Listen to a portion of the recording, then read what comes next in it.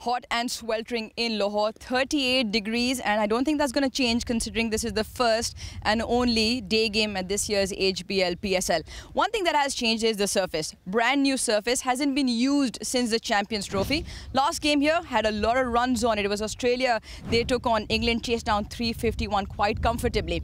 Well, what I make of this, it looks a lot Pakistani that we're used to. Let's bring the Aussie in. Come on, Lisa. You've had a good look. What do you think? Yeah, well, we know that across this whole block that there's been plenty of live grass, and I look at that and you can see some cracks and live grass, but I think it actually played really well. We know the average score here in Lahore is 156. Now, there's been a couple of high games and there's been a couple of low games. I still think that whoever wins the toss should actually bat. That goes against what everyone has done at night games.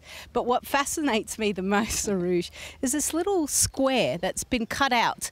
Now, you've done a little bit of a reconnaissance and you found out a little bit more about this. Yeah, I spoke to Tony Hemming just around the corner, chief curator here. Obviously, they had to cut a dead patch out. So what they've done is they've done squares from the same strip. So it should behave quite nicely. The groundsmen have been watering the clay content so it gels in together. But you're right, Lisa, it's at that. It's just interesting. It just puts them off. You mentioned batting first. Now, I mentioned runs on this surface, 351.